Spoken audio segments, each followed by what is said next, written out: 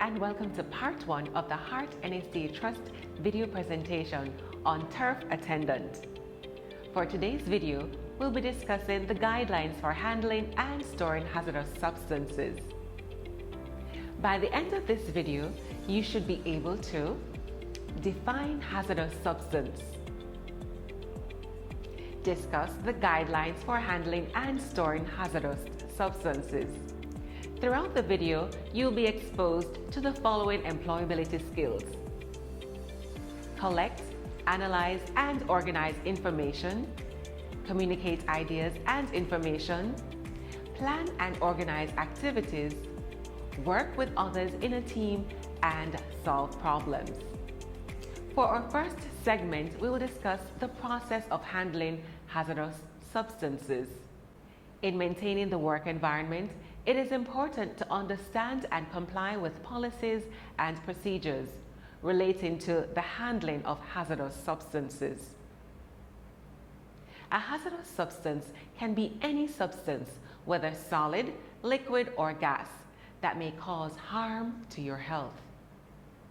Substances are considered hazardous if they are ignitable, capable of burning or causing fire; corrosive, able to corrode metals or harm organisms owing to extreme acidic or basic properties; reactive, able to explode or produce toxic gases, for example, cyanide or sulfide gas; toxic, containing substances that are poisonous. Many hazardous substances are used on the farm on a day-to-day basis. These substances should be handled carefully. Such substances may include fuels and oils, welding and LP gases in the workshops, fumigants, pesticides and herbicides, baits, coolants and refrigerants, human medicines and treatments, alkaline and caustic substances, acids, detergents, and wetting agents. Extreme caution must be exercised when handling hazardous substances. Therefore, ensure to adhere to the following guidelines. Read and reread each material safety data sheet, MSDS, to minimize the risk of mishandling. This safety data sheet lists important information such as potential health effects, precautions for use, safe storage suggestions, emergency first aid instructions, contact numbers for further information. Use appropriate personal protective equipment, PPE. You must choose the right PPE when handling different chemicals. Required PPE may include gloves, footwear, face mask, and goggles.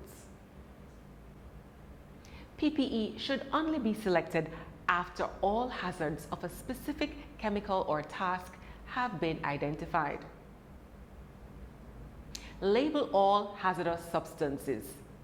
Manufacturers and suppliers must correctly label the products they sell you, but you must make sure that the label stays on the container and can be read. You must always read the label before using a hazardous substance so that you know what you are dealing with. Remember, it is never safe to have hazardous substances in unlabeled containers because people may not take the necessary safety precautions. Handle selected hazardous substances in safe containers under the instruction of your supervisor or manager. Prepare for emergencies with first aid. Avoid working with or handling hazardous chemicals while alone. Use all precautions to avoid spillage, leakage, or dropping hazardous chemicals during transportation. Dispose of hazardous chemicals appropriately. Let's review what we've done so far. What is a hazardous substance? Hazardous substance can be any substance, whether solid, liquid, or gas, that may cause harm to your health. Substances can be considered hazardous if they are ignitable, corrosive, reactive, and toxic. What is the difference between corrosive and reactive? Corrosive is able to corrode metals or harm organisms owing to extreme acidic or basic properties, while reactive is able to explode or produce toxic gases. State 3 guidelines you must adhere to when handling hazardous substances. If you said any 3 of the following, then you are correct. Read and rereading each material safety data sheet, MSDS. Use appropriate personal protective equipment, PPE. Label all hazardous substances. Handle selected hazardous substances in safe containers under the instruction of your supervisor or manager. Prepare for emergencies with first aid. Avoid working with or handling hazardous chemicals while alone. Use all precautions to avoid spillage, leakage, or dropping hazardous chemicals during transportation.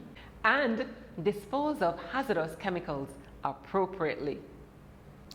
In our next segment, we'll discuss how to store hazardous substances. Turf attendants should always take note of the following when storing hazardous substances. Decide what equipment is necessary for the task to be done. Make sure equipment is clean and in good operating condition. Use clean measuring containers and clean containers thoroughly after each use. If substances are not handled in safe containers and packages, they will pose a threat to people, animals, and the environment.